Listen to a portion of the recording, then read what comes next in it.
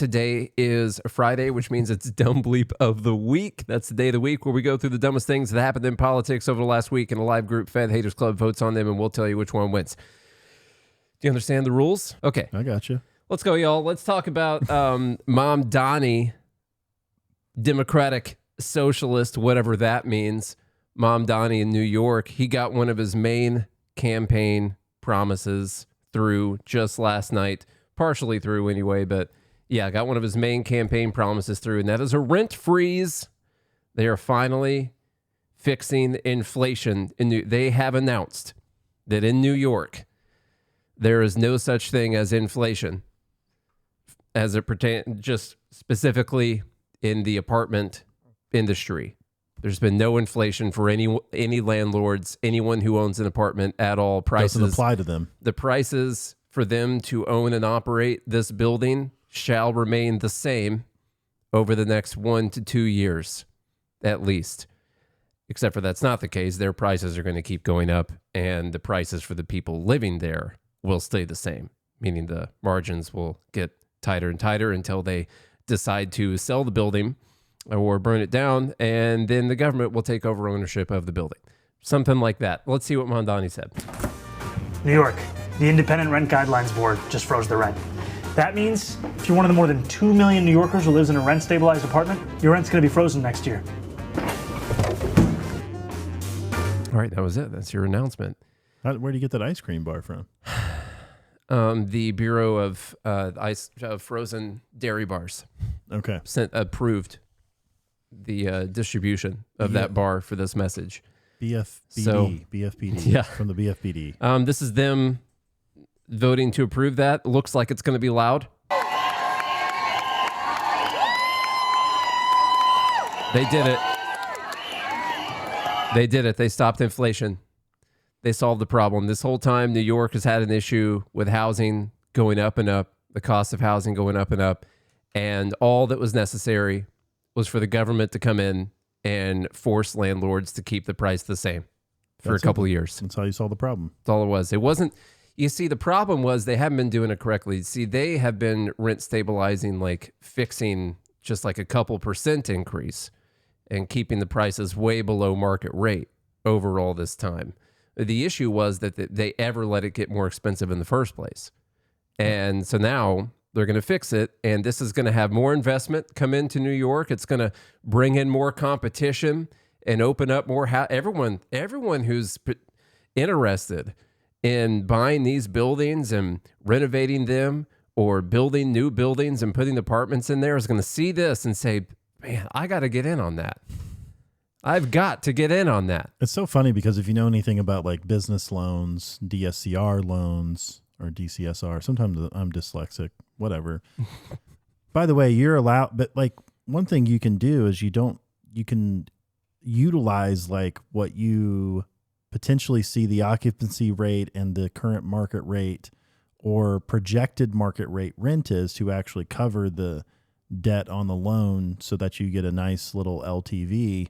You can utilize that banking capital, but now that's going to be frozen. You can't say like, hey, hey, let me borrow $1 million so I can renovate this building, and afterwards the rent's going to stay exactly the same. Yeah. Which means no one's going to do that. They're not going to even be able to get the financing to do that. One thing I thought was crazy on here is that about a quarter of the rent-stabilized apartments in New York are what are known as luxury apartments. And those are included. Going to be able to freeze the rents on those too. So you might be okay. So if you're paying $1 million a month, you can keep paying $1 million a month. You got to help those rich people in their rent-stabilized apartments. I mean, I guess that it's fair, at least. It's like equally economically illiterate for all income groups that are in rent-stabilized. The question is, I don't know why we haven't thought of this before. Oh, just freezing prices? Yeah. Yeah, I know. We've hardly ever seen anyone try this before. You've had a couple presidents try it in the past, and it worked out so perfectly that I'm surprised we didn't just, like, why ever unfreeze anything? Yeah. We should have done this back in the 30s or 40s and just, why ever take that off? We could still be paying 1940s prices right now. We'd have the exact same stuff we have right now. same supply, but frozen at 1940s prices. I don't know why they let the prices rise. I'm just trying to think like a socialist here in preparation for the next two. That was number one. How about number two? This one's just going to be for Bernie Sanders. Number three is called socialist, but this one's just specifically for Bernie Sanders. He's upset with Apple right now. Apple announced that they were raising some prices on items, citing memory, storage, chip shortages, things like that, the price of memory going up so much. And of course, what people got to bring up is that, Apple's doing fine as a company, technically.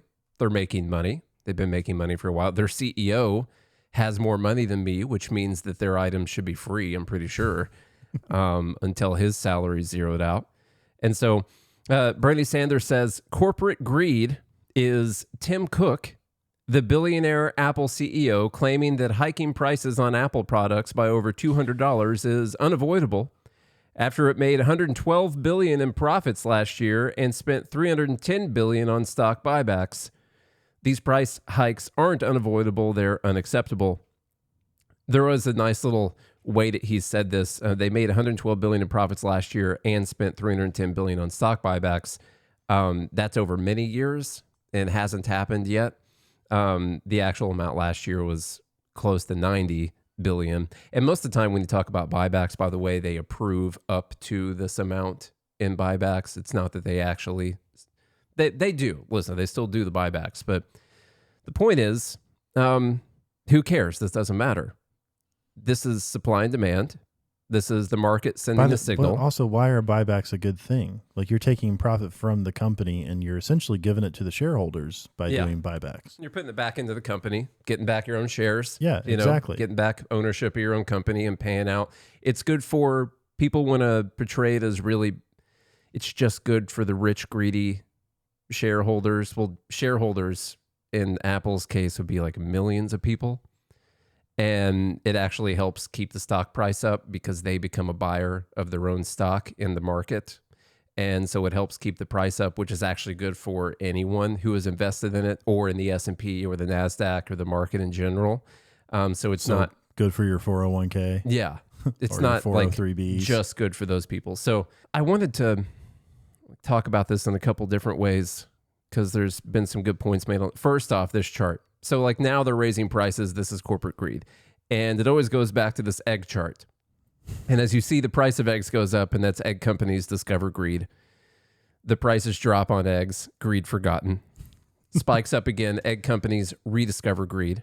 Drops again, greed forgotten. Again. Spikes again, drops again, says the same thing. Spikes up again. During the Biden years, egg companies really rediscover greed. And then it drops all the way back where it used to be, greed forgotten once again. Or these are prices responding to supply and demand. Yeah. Like any time a price goes up, it's greed. Means any time a price goes down, you just decided not to be greedy anymore, I guess. Give them back. As what's happening. Yeah. Give them back to the people. That's right. This person said we're 5 years from iPhones are a human right. A human right. Yeah. And that is, like, I kind of thought that when I saw this because I was like, okay, you're talking about new Apple products. Don't get one.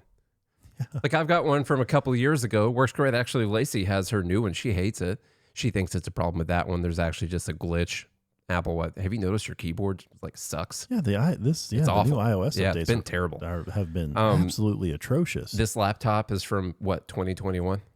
Yeah, something like that. Works great. I'm using an iPad from like 1995 right now. Just kidding. It's a few years old, and I'm using it as a screen. Look at this. Look at this, guys. I got an extra screen over here. It's got us on it. Nice. That's pretty cool. Just Apple all around me. That's all that's happening. By the way, Apple's not required for anything. There's all kinds of other consumer products that compete with Apple. Yeah. If you want, instead of an iPad, you can get a tablet.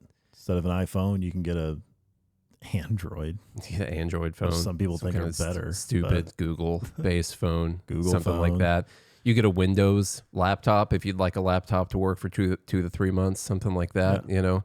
But there are other products. You don't have to go get a new one. You could even buy a used one.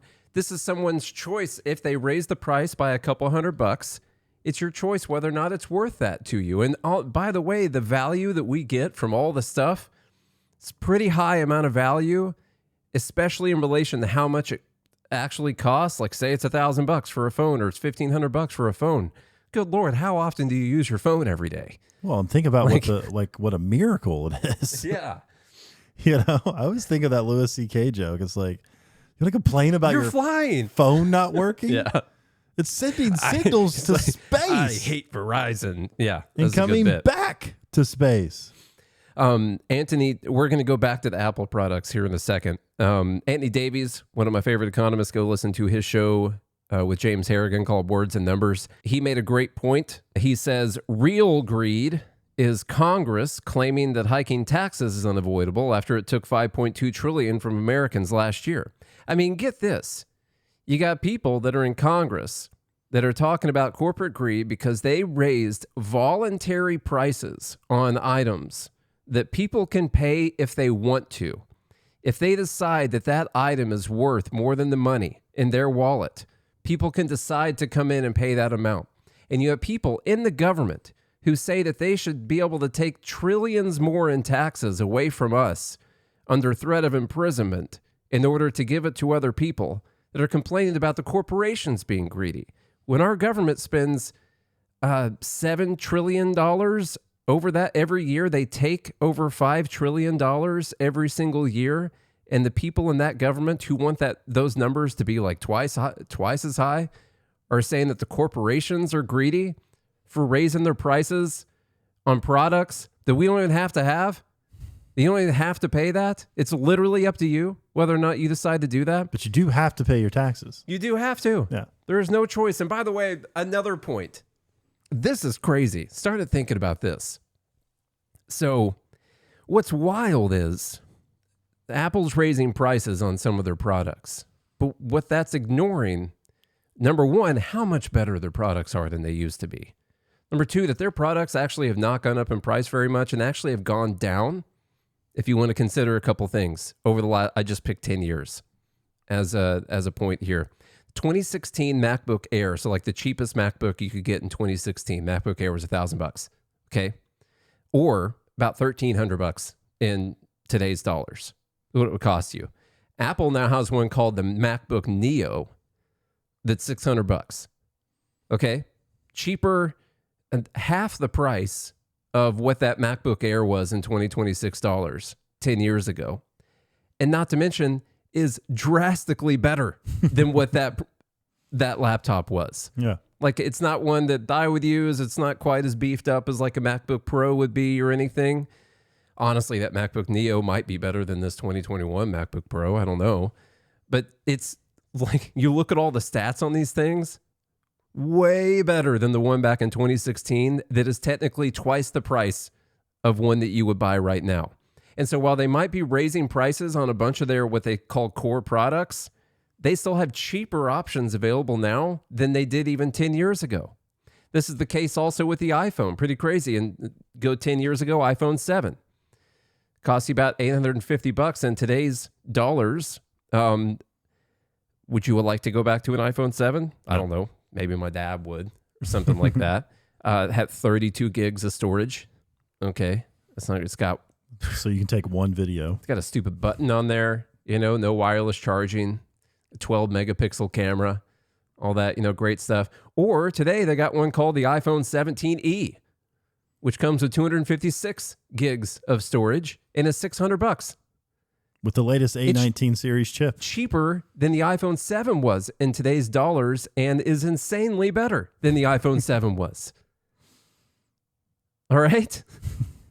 And this does not even include, as we talked about before, all the other alternatives that people have. Windows computers, stupid Android and Google phones, stuff like that are terrible. I don't know why you would use them. All sorts of stuff like that are cheaper. You're trying to get the Android iPhone debate going in the comments. That are cheaper because you get what you pay for, but they're still an option. You don't have a right to this stuff, and you don't have to have it.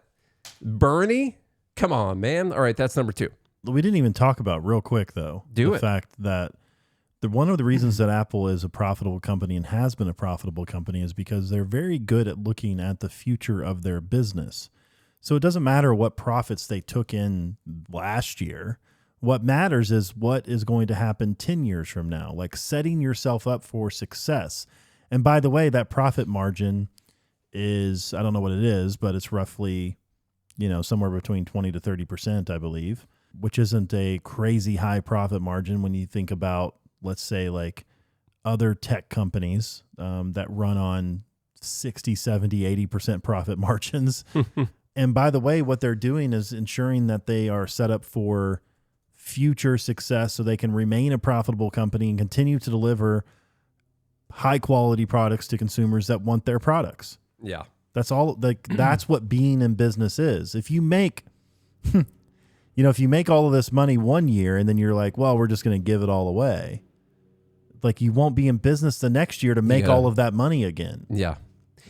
Socialists don't think about stuff like that, like thinking into the future. They just want to look at all the money that there is right now, and then we're just going to divide that out to everyone, and then we'll all be happy after that. For today. And then they'll all go spend that money, which, by the way, would just flow back up to the other people that are producing things. But, they don't think about actually investing in the future. And you've seen that multiple times with multiple socialist countries. It's always an issue. I am trying to stir up the Apple debate. Costco's a Samsung guy. There we go. All right, number 3, let's make fun of some more socialists. Speaking of this terrible economic ideology that even apparently Republicans are waking up to seeing how terrible it is. Or are they? We'll see for the next Dumb Bleep after this. Number 3. Did you ever play the game Monopoly? Yeah. When you were growing up?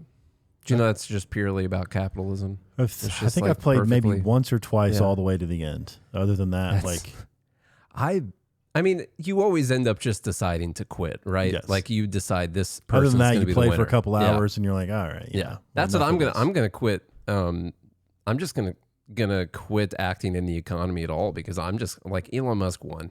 I'm not gonna be able to beat him.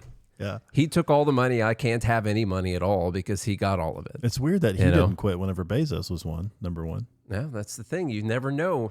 He's directly stole that money back from Bezos. Was going to make as much money as Bezos and Amazon. No. It's a monopoly. It's crazy. He overtook the Google guys. Yeah. Yeah. And no one was going to be able to top him. Oh, wouldn't you know it? The Google guys. Well, how about that? They're ahead of Bezos now. So here's a couple things about Monopoly. This guy says, literally, there's a children's board game whose whole premise is showing how free market capitalism ends with one person owning everything while everyone else goes bankrupt. Oh, God. All right, one more on Monopoly. This guy says America has got, this is a post about the richest 1% now have as much wealth as the bottom 90% of America combined. And this person says America has gotten to the last part of Monopoly where the game is effectively over and we're all just watching the elite suck up all the money. Nobody else is allowed to really keep playing the game and we're all getting more pissed by the minute. Flip the damn board over already. I think this is actually how a bunch of these people see the economy, and that's a problem. I guess that would mean you really have one central problem that needs solved, which is the fixed pie fallacy. If you actually see that monopoly is a great metaphor or analogy or whatever for the way capitalism works or free market capitalism works, then you are mistaken. Just be nice.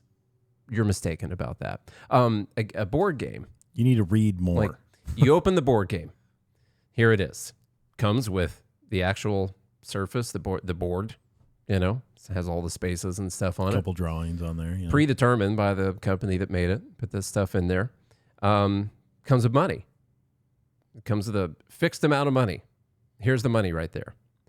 And then you play, and yes, you try to be the one that ends up with all the money, or eventually everyone else just quits because you've been playing for 4 hours and you want to do something else. That's not the way our economy works. That's not the way free market capitalism works. Describes a socialist economy. It's a little bit closer. Except for... the government is the one, though, that's buying up all the properties. Yeah.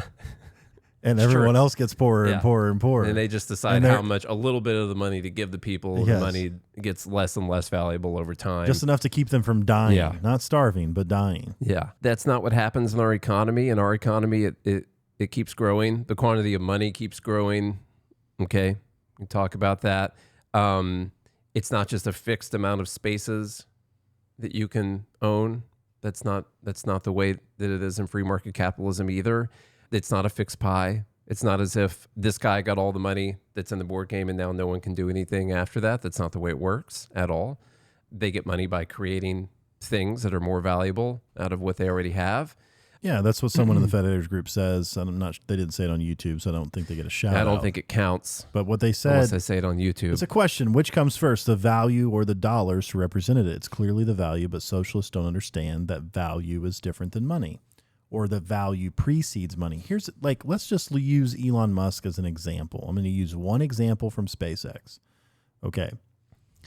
Elon Musk or his team, someone at SpaceX, had the idea of reusable rockets, which was thought to be impossible. It was thought to be not feasible. It's just way too expensive, too. It's too expensive. Yeah. We're never going to figure out how to do it. Why should we waste our time on this? By the way, it's too expensive for a government like for NASA to do it. And because they don't really get to reap the reward of that anyway. Like, why do it? You get a new budget every year to keep making new rockets, and hey, that's good for the economy anyway. You know, and so why put all that money into making the reusable rockets? So, like, you just get a fresh amount of money deposited into your account every year. So Elon Musk has then, by doing that one thing, creating reusable rockets, has reduced the cost to travel to space, not by 10%, not by 20%, not by 50%, which would be unbelievable. Yeah. By 90%. It's pretty crazy. The cost of actually getting cargo into space is now 10% of what it was just a couple of years ago. Yeah. Really. If you think about the time horizon. Okay, now think about that. Elon, SpaceX created the value first. What does that do not only for SpaceX, but for the economy as a whole? Because now that Elon Musk and his team have proved that this is possible, you can have other companies come in and start to do that. And then you create competition, and it gets cheaper and cheaper and cheaper, and space travel gets cheaper for more people. And by the way, not only does that lift Elon Musk and the elite up, to your point I think you made on X, which is the bottom and the middle class also get lifted up by the fact that, okay, well, now everyone, including in the Congo jungles of Amazon, I think I confused a bunch of different places, can get internet. They can connect to the webs in the middle of nowhere. Which, by the way, there's a really good way of saying that they haven't taken this wealth from, they're not stealing this wealth from people just by looking at a chart from the Federal Reserve of net worth held by the bottom 50%. Well, that's boring, man. You would think, look at charts? You would think that if Elon Musk somehow and all these rich people have stolen that money from them, and you look at a chart of their wealth going up and up, you would have to see a chart of the bottom 50% going down and down. You would have to. But instead, it has also doubled in just a short amount of time. It's not as much, but that amount is also doubling. How has it doubled if the people at the top took that money from the people at the bottom? Yeah, it hasn't. It's a lie. That's the answer. Let's see, a lot of dumb stuff in here, but we will skip over because, we just talked about Elon Musk. Another thing for number 3, this person says the funniest part is watching people make $45,000 a year defend tax cuts for billionaires because they think one day they'll be rich too. And they do the lefty thing. You're closer to being homeless than you are to being a billionaire. My main response to that is that's a stupid argument to make. You can believe that people have a right to their property without thinking that you're ever going to be that person or that you're ever going to have that amount of stuff or own shares in something that the market deems to be that valuable. You can still protect property rights or argue for the protection of property rights for those people. And also that you think the government should be restrained and smaller. At the same, even if you don't think you're going to be a billionaire, you can do it because you want to protect the property rights of even wealthy people, or you can do it because you don't want the government to all of a sudden take ownership of all of that productive capacity in the United States. You don't want them to grow exponentially like that. By the way, versus their thinking, which is, I don't have what they have, so I should be allowed to advocate for the government to take from them so that my life is better. We should all be okay since none of us have that. Let's all agree that let's attack those people. Yeah. There's way more of us than there are of them. We don't have that. Probably not going to, especially not with that attitude. And so let's all just agree that we're going to attack those people, which it's just a crazy thing. Like, would you say the same thing for gay people who, or straight people who argue for like gay rights? It's Pride Month after all. A lot of people who aren't gay or whatever all the letters stand for that will argue for the rights. Dude, you're arguing the gay people should be able to whatever? What? You plan on being gay in the future? Why would you ever care about that? Yeah. You know, you think that black people are disproportionate. You're a white person arguing that black people have been affected by systemic racism. Will you plan on being black sometime? What's your problem? Why would you why would you even care about that? Yeah. No, it's a ridiculous argument. Really stupid. Okay, number 4. All right, let's talk about Republicans. Because there's two sides of this problem. They both suck. So after these elections in New York earlier in the week, state elections in New York, some Democratic Socialists won, some Mamdani people won in New York. And so Republicans all of a sudden were like, socialism is bad, which is great. I agree with them. They don't, but I agree with the words that they're saying. So America, it's a great handle. That's going to, I think that's like Elon Musk. Isn't that like the pact that he started or something like that?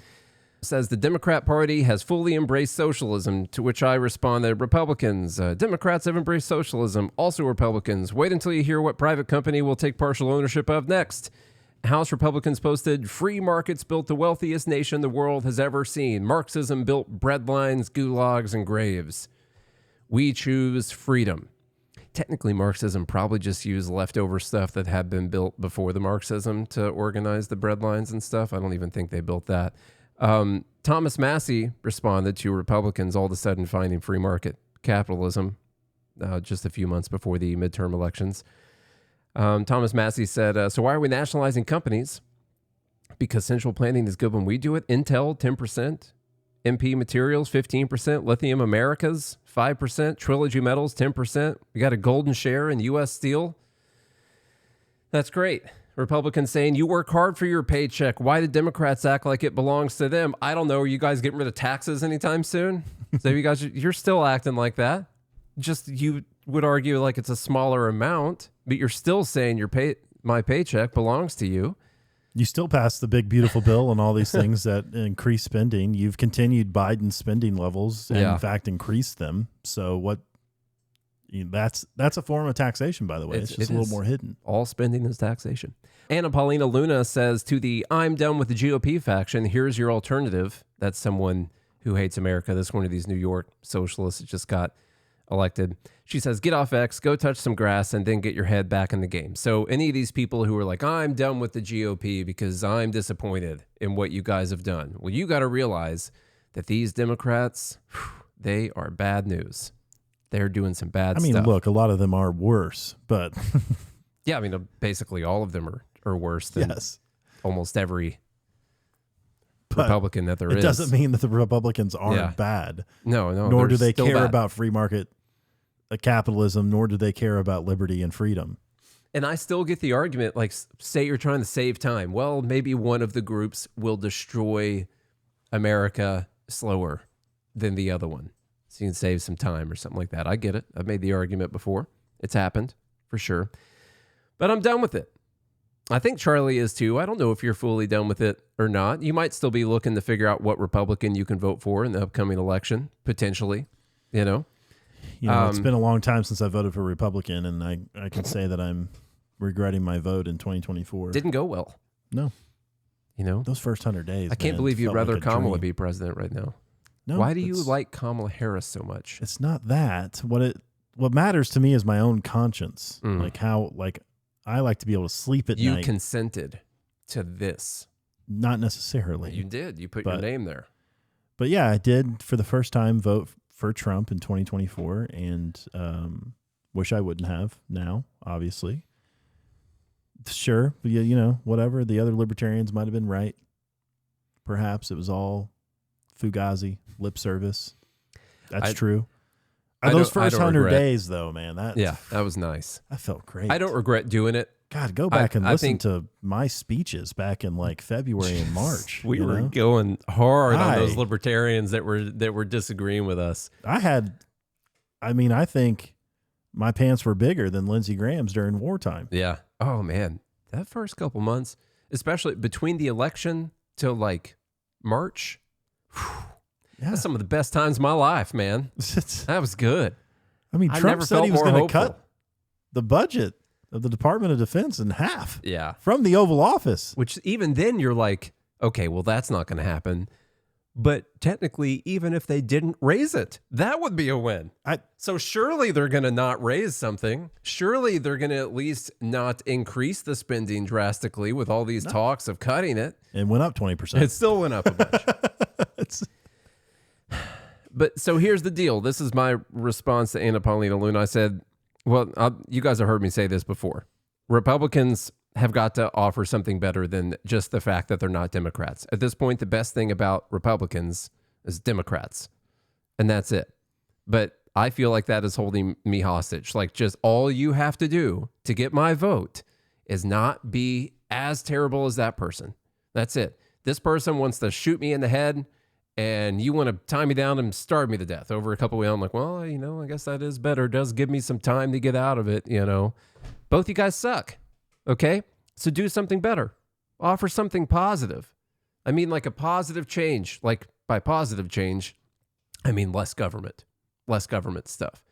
Do that. Because when you keep saying, well, the Democrats are so bad, so we got to vote for the Republicans. I understand all the arguments. Well, one of them's going to win. I understand all the arguments. You are saying, you know, you guys actually don't ever have to get better. All you got to do is just be better than Democrats. That's the incentive that you're giving them. Just be better than Democrats. That's all you have to do to get my vote. And no, I'm done with it. Maybe some other people aren't, but I'm done with it. That's all I had to say about that. Heard it here first. Number 5, Donald Trump. He's waking up also. He's talking about the communists making their move. He said, I've been waiting and preparing for this for a long time. He's been sitting there just ready to fight commies all this time. That's why he's trying to seize the means reduction first. All you have to do is say, I'll give you everything. He says it's easy to be a communist. All you have to do is say, I'll give you everything. But that means you're taking it away from others that have earned it. What? Was this written by Milton Friedman or something like that? I don't know. I was going to go Austrian economist. I decided that was too far, so I went Chicago economist instead. Over thousands of years, that ideology has not worked once. The game is on. Enjoy watching President Donald Trump. Does this mean that he's going to be just free marketing to the lengths of which we've never seen? It sounds like he's declaring war without Congress again. That's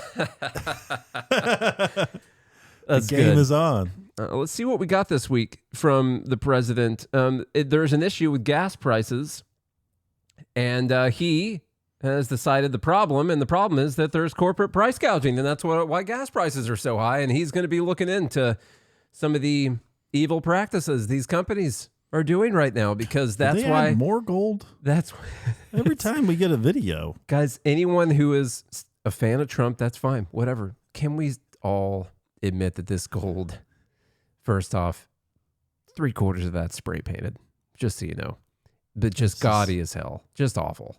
I didn't know just this terrible was, stuff. the White House was turning into like Saudi Arabia or something. That's what he's trying to keep up with those people. This is wild. All right, here's Trump talking about gas prices. It's ExxonMobil, it's Chevron, it's Shell, it's BP, it's a lot of them. The gasoline or the oil prices have come down so much, and we are not seeing anything at the pump by comparison to what it should be. We should be, in my opinion, at $2.25 right now at the pump. And we're higher than that. and we are doing a big investigation on it. Yeah, they're not reducing the prices commensurate with what's happening. Look, we are sending out. Think of it: 19 million barrels came out yesterday. That is a flood. That's like a gusher. That's an oil gusher. And they should be much lower. The gasoline prices, which really is what people see more than anything else, but for their car. But the gasoline prices should be much lower at the pump. And the oil companies are possibly gouging. I hope they're not, otherwise they're going to be in big trouble. They're going to be in big trouble. We're not going to.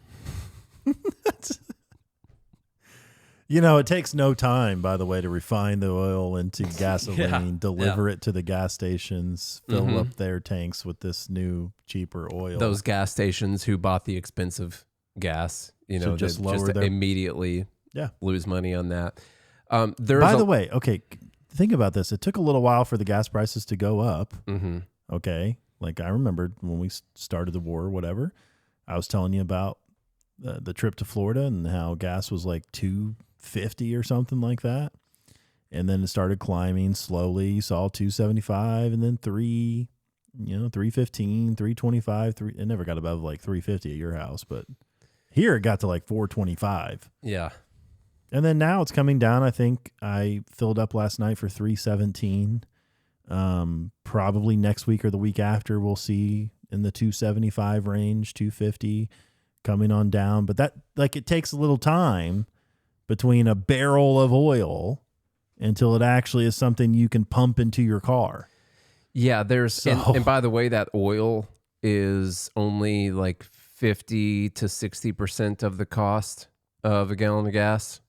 There's a lot of there's the refining costs, there's taxes, all kinds of stuff. So you are talking about a fluctuation of something that makes up only about half of the cost of the gas. And it is typical, and you can look at charts that show oil and gas together. Like you typically get oil preceding the spike up with the gas prices, and then you get oil. So then the gas follows, and then the oil also starts the dip down first, and then the gas starts coming down a month or two later. That is how it goes. What are we, a week into this MOU with Iran right now? I think the deal's done now. Well, like the MOU, not the deal. They're still working on like a final deal. The strait is open technically, although a ship just got hit in the strait yesterday, and a bunch of others turned around. So we have not gotten to full shipping out of the strait at all. I didn't look it up. I was going to, I forgot, like the amount that he mentioned, the 19 million barrels or whatever made it out. The gusher. What was that, like a day's worth? I don't even know if that's a day's worth. And so there's no number showing that there's been even enough coming out of there. It's all about future pricing. And you do have the gas stations who do have to sell the more expensive gas that they just bought the week before. Now you might say, well, but when prices go up, they raise their prices before they buy that new tank of gas. No, they don't. Look at the chart. You see prices spike up before they actually have to rebuy. Like if all of a sudden you saw that there was a major Middle East war, we started that, you would see prices spike up 30 cents a gallon overnight before those companies had to buy new gas. But gas stations run on extremely, extremely tight profit margins that they have to make sure that they have enough money to buy the new expensive gas that they're about to get. And so that's one of the things that happened there. They also make like no money off gas. Yeah, all the money's made on the snacks. Yeah, it's literally convenience stores with gas pumps out in front of them. And by the way, Trump is just saying this to stir up his base for people to say, that's my president. Yeah, he's going to go after those greedy oil companies. Make sure that we pay the price we want to pay. It's the way of he's already shifting the blame on high gas prices and sending this out to all his supporters, people online, all that, to stop talking about how the war increased gas prices and immediately start talking about how it's greedy oil companies that are the reason that gas is so expensive right now. Shell, BP, Exxon. Gas is back down to 70. I mean, that should mean that it should be back down. He even said like a lower price than what it was before the war happened. It should already be there. And so if it's not there, 'cause he's a it's not Trump's businessman. fault. It's actually the greedy oil companies. He's a businessman, Dave. Yeah. If he was the one running the show, the gas would be he would charge $2.25 a gallon. He thinks that would be fair. That's what he would charge. He'd be able to get the margins right on that. Okay, real quick, Ro Khanna, this whole thing this week, we won't be able to spend too much time on it. Let me find, there we go. That once we take power, there has to be accountability. There needs to be accountability for Elon Musk. They're celebrating that he created 4,400 millionaires, but they don't talk about the 4.5 million children around the world who he possibly sentenced to death by dismantling USAID.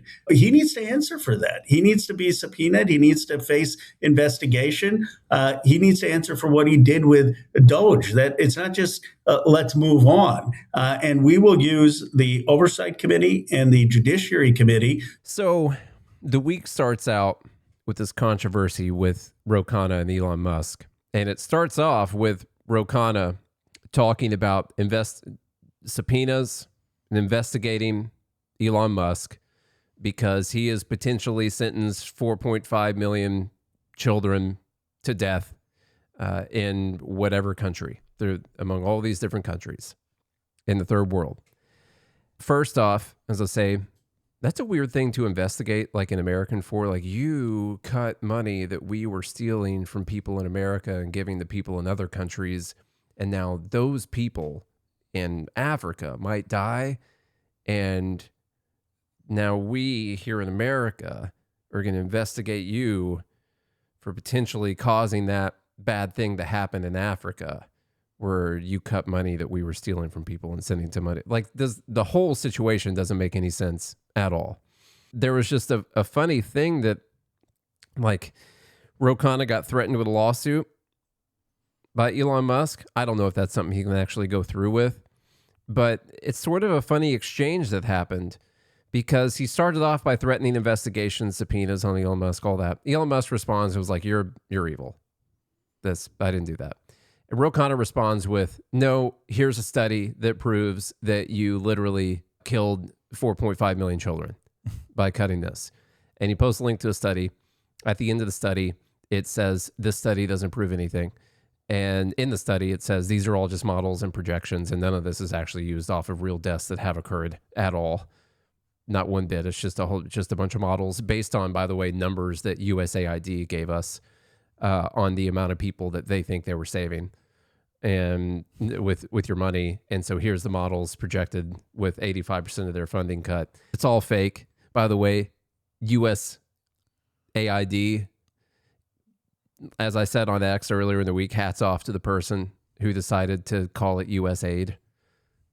A lot of people probably assume that its purpose is to give aid around the world. For AIDS. Or AIDS, or just aid in general. To give aid for AIDS. They probably think that aid in USAID is literally just the word aid. It's not. It's the Agency for International Development, and the way they develop is by like doing civil wars and stuff. Yeah. And they give some people some Funding vaccines coups. along the way. Something like that. Anyway. They'll buy vaccines too. But yeah. Well, you got to do some vaccines too. You know, do that thing. He wants to debate Elon Musk. So the funny thing is, he does this, posts a link to the study, is like, this is what you did. Okay. Link to a study says this doesn't prove anything at all. And Elon Musk is like, I'm going to sue you. And Ro Khanna comes out and he's like, hey, what's up with all this lawfare, man? This is a guy in the government who was literally, they started off the week with him saying, we are going to subpoena and bring accountability and investigate and bring accountability to Elon Musk because he killed these kids in Africa. And it ends up with Ro Khanna being like, Elon Musk is threatening lawfare against me. This is awful. I'm a victim. Good. And so I didn't know this happened. Yeah. To put me in prison. That's right. The world's richest person has spent all day tweeting going after me. Why? Because I cited an academic study that his Doge cuts may lead to the deaths of millions of children Now he overseas. says may lead. Yeah. Elon, I thought you were a free speech guy. Why not debate me on these issues instead of threatening lawfare? You're not going to be able to intimidate me. He literally started off by threatening lawfare against Elon Musk. Yeah. Yeah. And so when Elon was like, okay, let's Let's go for lawfare. All right. You want to play this game? I'll play a game with you. And he's like, no. We just talk about it. I said that you may be linked. No, that's not what he said originally in the No, post. he said you did this. You did this. That's not may. You may have done this. No, you did this. And like free speech, I said this earlier, I don't care about free speech for government officials. They're protected on the House floor, what they say. But if you as a government official are going out there into the public and claiming that someone killed millions of people, whatever. He should try a lawsuit. Subpoena them, and that's fine. And bring them in front of Congress for hearings. The last point I'll say, because we do have to move on, if you are held responsible for cutting the budget of a department that claimed to be helping these people, cut it by 85%, okay? You're held responsible for anyone that dies because of a lack of funding that goes out to them. Who says that the amount of money we were spending already was enough? We were spending $35 billion a year on USAID. I think that's the amount. I would suppose that $100 billion a year would save even more people. People were still dying in these countries that probably could have been saved.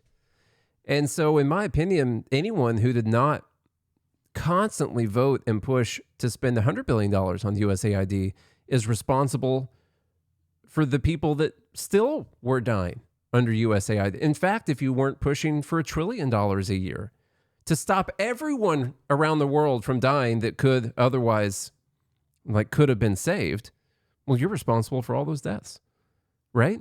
You have to be. Who says that the 35 billion was the right amount? Why not 40? Why not 45? Could have been saving even more people.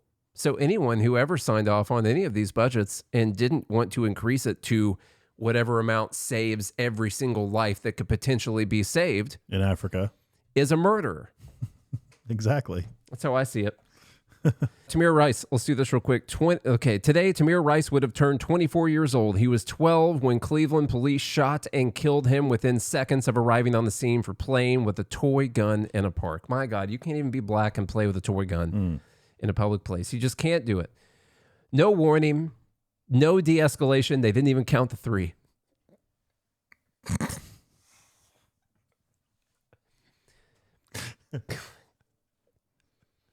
It's not funny. Why are you laughing at that?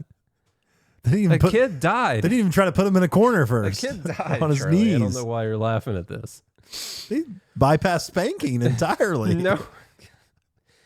This went straight to death.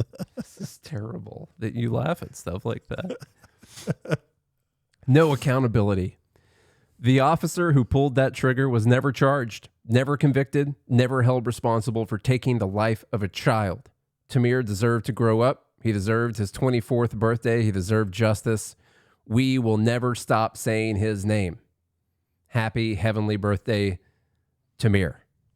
Okay. I'm against death, so it is sad. Very against, It's sad that this kid is not 24. He did die when he was 12. That is absolutely terrible. Regardless of the situation, and even though Charlie was laughing like an a-hole during that segment for no reason, it is tragic.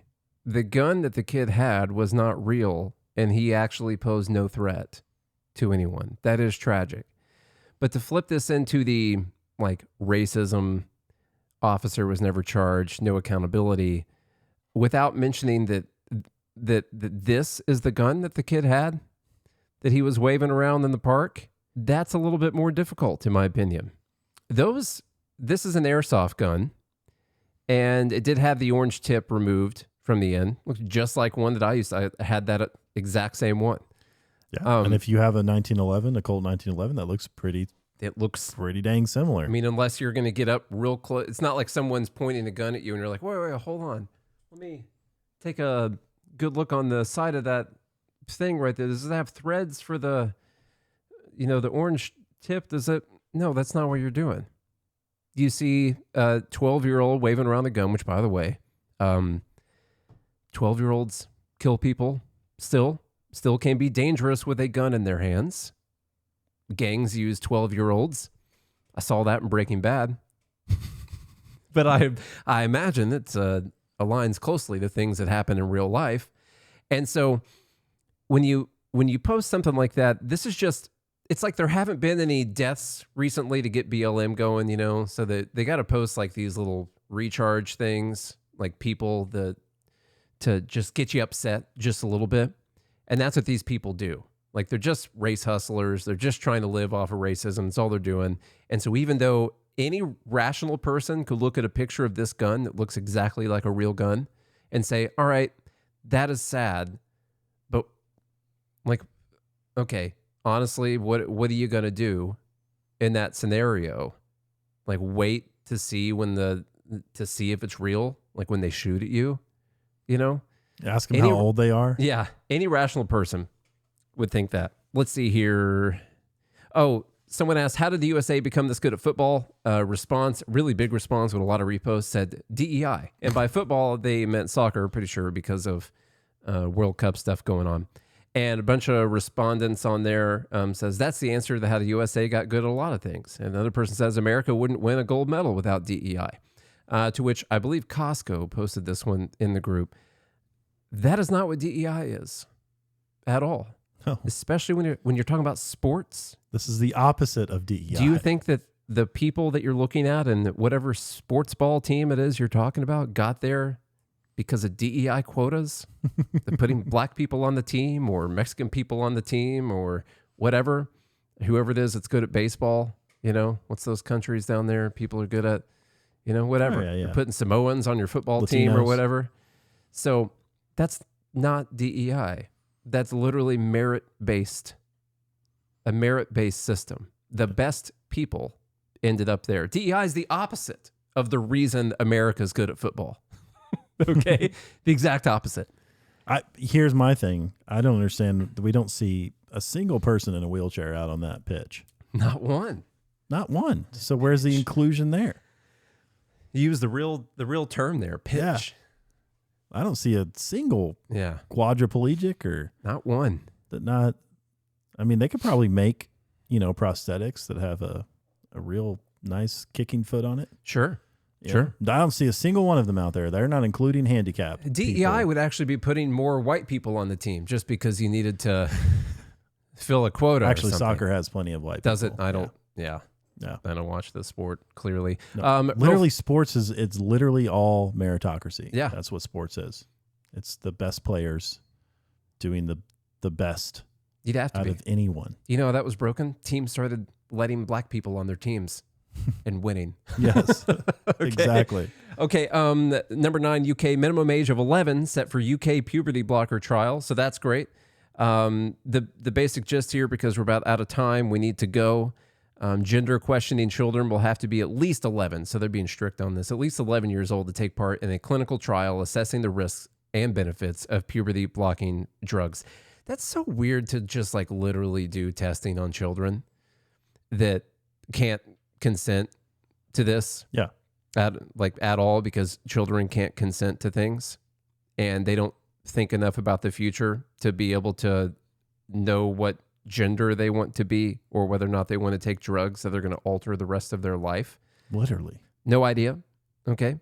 Their parents can't consent, their parents can't even consent to this because like with a parent consent to, well, you cut their leg off and just see if they can get better, like at walking with a peg leg, that'd be fine. You know, you would say, no, put that parent in jail. That is gross. So that is weird. And anytime we talk about this, I start wondering, what else do these people think children can consent to? That's always the scary question to me. Because the argument that you're making is that they can consent to this, that they can consent to these very important life-altering decisions for the future. I just wonder what else they think they can consent to. You know what they can't consent to in the UK, Charlie? Social media. Using social media. Too dangerous. Very bad for the children. Yeah. Got to be at least 16 to be able to have yourself a Facebook account. Probably knives. Well, yeah, definitely. Can't have Probably knives. got to be 55 before you can get yourself a knife that's got a point on the end in the UK, something like that. And so, yes, the overall dumb here is that while they will allow the puberty blockers, this is a trial, 11-year-olds to potentially alter their lives for By science. the way, it looks like the company suggested a 14-year-old. minimum. Yeah. And the government's like, no, let's lower No, that we'll to do 11. We'll do 11. Yeah. It's pretty good. Let's start. meet in the middle. We wanted to do 5 originally, and so we'll just do 11. Okay. Yes, while they will allow 11-year-olds for that, if you're 15, no, too dangerous for you to have Facebook. And hey, But if you want to, if you want your parents to sign you up for a clinical trial that could alter literally the rest of your life, no problem. yeah. Okay, so just a little bit more. That was number 9, I guess. A little bit more DEI here from Bill Burr. That's actually because Matt Walsh had a post where he pointed out that Bill Burr was being a straight up dick to people who believe this certain thing. And then once he heard that Shaq believed it, he completely changed his tone of voice. He was making fun of white people for believing in like flat earth theory.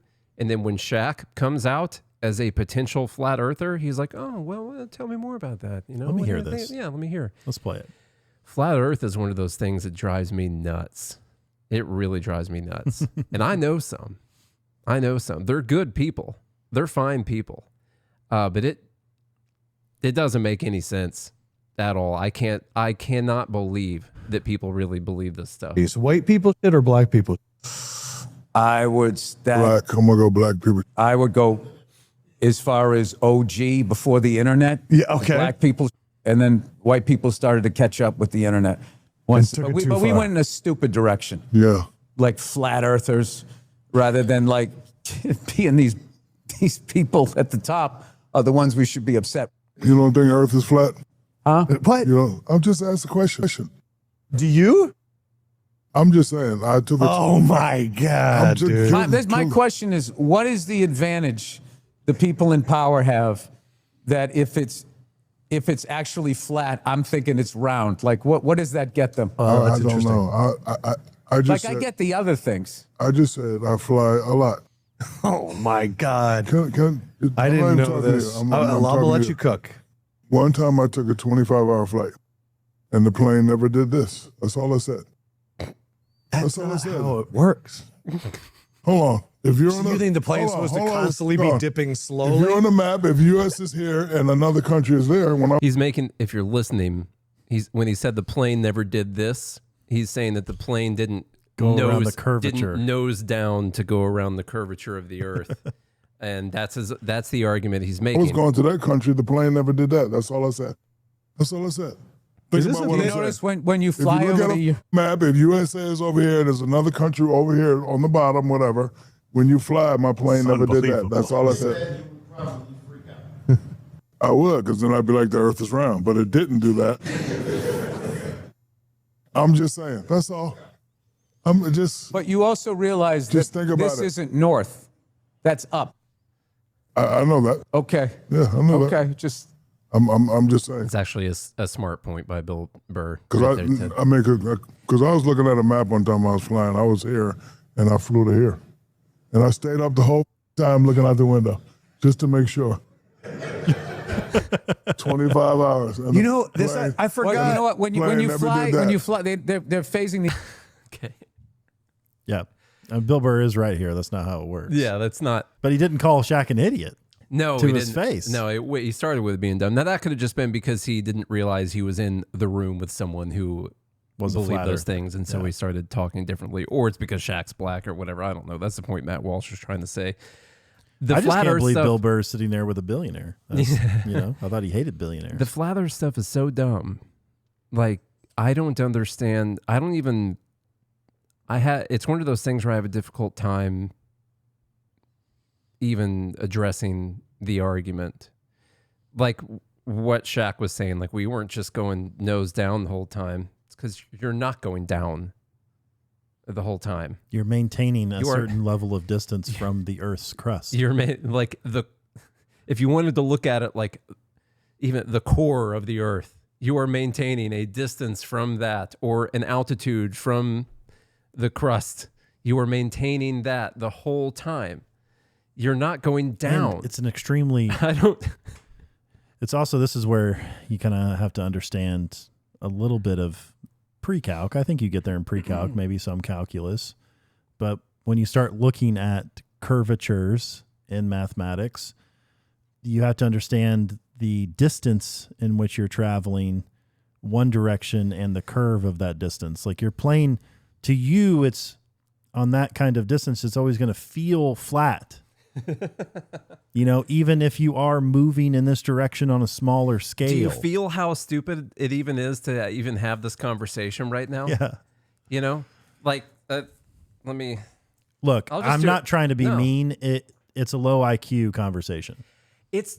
So there are some people who are just so like they want conspiracy theories so much that they'll hear one, and there's a lot of people around this one and they just want to go for it. The first thing Bill Burr says is right. Like, okay, what is the benefit?